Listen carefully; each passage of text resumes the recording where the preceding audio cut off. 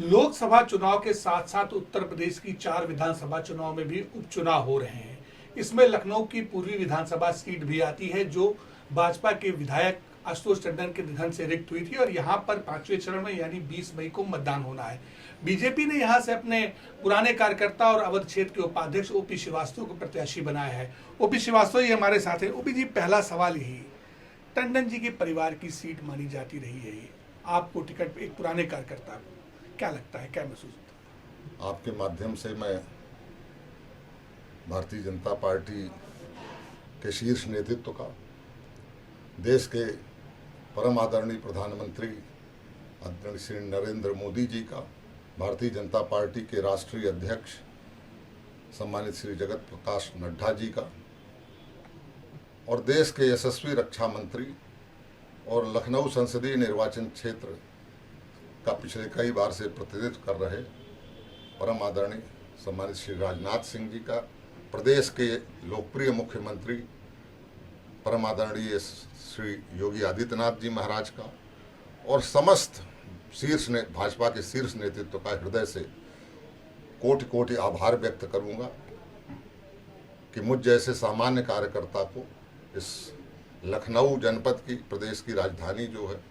और उसमें भी पूर्वी लखनऊ पूर्वी जो बहुत ही प्रतिष्ठापूर्ण सीट मानी जाती है, उस सीट से अवसर देकर विधानसभा का मध्यावधि चुनाव है और एक सामान्य कार्यकर्ता का मान बढ़ा करके मुझे लखनऊ पूर्व की सम्मानित जनता की सेवा करने का अवसर दिया है। इसके लिए मैं हृदय से शीर्ष नेतृत्व का आभार व्यक्त करता हूं। साथ ही आपके माध्यम से यह भी मैं कहना चाहूँगा कि भारतीय जनता पार्टी की रीत नीति और परंपरा में किसी व्यक्ति का महत्व नहीं है, न ही किसी सीट को किसी व्यक्ति के नाम से पहचान होती है। भारतीय जनता पार्टी की रीत नीति और परंपरा में ये विचारधारा पर आधारित पार्टी है और कार्यकर्ता भारतीय जनता पार्टी की पूंजी है और जिस कार्यकर्ता को भारतीय जनता पार्टी का शीर्ष नेतृत्व जब उचित समझता है, उसे अपने कार्यकर्ता की निष्ठा, योग्यता और अपने मापदंडों के अनुसार से निश्चित तौर पर 2012 के परिसीमन में ये सीट अर्चित माही पूर्वी की कलराज मिश्रा जी ने इसका नेतृत्व किया, फिर आशुतोष टंडन ने किया और ये सीट नए लखनऊ की सीट मानी जाती है। जैसे पुराना लखनऊ और नया लखनऊ बटा हुआ है, नया लखनऊ नई पूर्वी विधानसभा सीट, यहाँ क्या समस्याएं आप देख पा रहे हैं? और जब यहाँ की प्रत्याशी घोषित हो गए, आप पहले से भाजपा से जुड़ रहे हैं, वंचित उपाधि से, क्या समस्याएं पूर्वी क्षेत्र की आप देख पा रहे हैं? नहीं, यहाँ की या किसी भी क्षेत्र की, लखनऊ की अथवा पूरे प्रदेश की अथवा पूरे भारतवर्ष की, हर दक्षिण से उत्तर तक, पूरब से पश्चिम तक, जब से भारतीय जनता पार्टी सरकार में आई है, अपने पहले कार्यकाल में देश के यशस्वी प्रधानमंत्री नरेंद्र मोदी जी ने हर क्षेत्र के हर व्यक्ति की जितनी भी मूलभूत समस्याएं हुआ करती थीं, जिनको लेकर देश का सामान्य व्यक्ति पिछले 50 वर्ष से परेशान था, उन सारी समस्याओं का एक साथ निदान कर दिया। सरकार की तरफ से इतनी जन कल्याणकारी योजनाएं शुरू की गई कि चाहे वो आवास की बात हो, चाहे वो घर घर बिजली पहुंचाने की बात हो, घर घर शुद्ध पेयजल पहुंचाने की बात हो, हमारी बेटियां, बहुओं और वृद्ध महिलाओं को जो बाहर खुले में शौच जाना पड़ता था, उनके लिए अपमानजनक स्थिति होती थी, उससे उनको उबारने के लिए घर घर मुफ्त शौचालय देकर उन्होंने देश जितनी भी जिस प्रकार की शिक्षा के समान अवसर देकर, स्वास्थ्य की चिंता कर आयुष्मान भारत योजना चलाकर, इतने प्रकार के सबको उन्होंने मूलभूत समस्याओं से उबारने का काम किया है। तो एक सवाल और बनता है फिर कि आप अगर चुनाव जीतते हैं तो आपकी भी कुछ सोच होगी कि क्षेत्र के विकास को लेकर क्या करना है आगे आपको। हालांकि उपचुनाव है लेकिन फिर भी 3 साल का कार्यकाल अभी होगा, तो आपने क्या सोचा है? जहाँ तक लखनऊ की बात है, पिछले 10 वर्षों के कार्यकाल में 2 बार लखनऊ की जनता ने अपना आशीर्वाद देके देश के यशस्वी रक्षा मंत्री श्री राजनाथ सिंह जी को अपना प्रतिनिधि चुना लोकसभा संसदीय निर्वाचन क्षेत्र से, और अपनी एक अवधि में सामान्य तौर से 5 करोड़ प्रति वर्ष के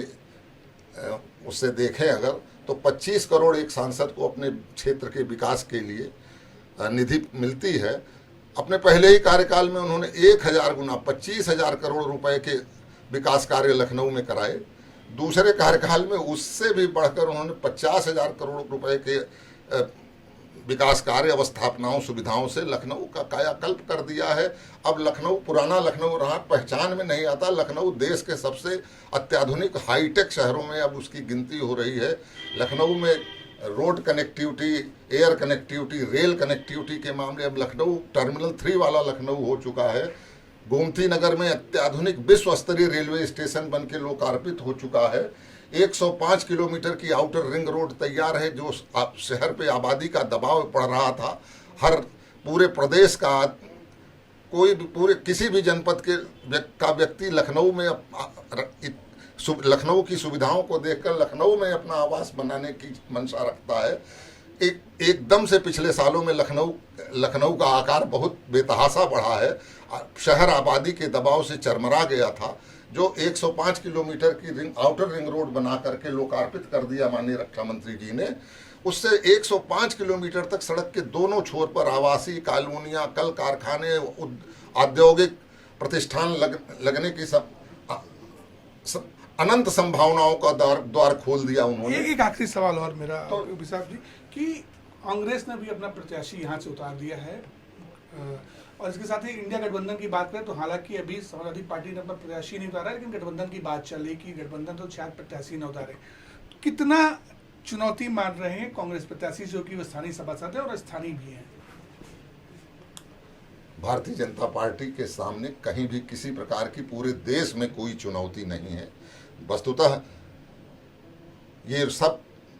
चाहे कांग्रेस हो, चाहे सपा हो, चाहे बसपा हो, जितनी विपक्षी पार्टियां आज उत्तर प्रदेश में या पूरे देश में अन्य क्षेत्रीय दल हैं, ये सब जनता का अनुभव बहुत अच्छा नहीं है इन लोगों को लेकर। जब चुनाव आता है ये लोग नए नए लोक लुभावन वादों के साथ जनता के बीच में आते हैं। अभी कुछ वर्षों पहले जब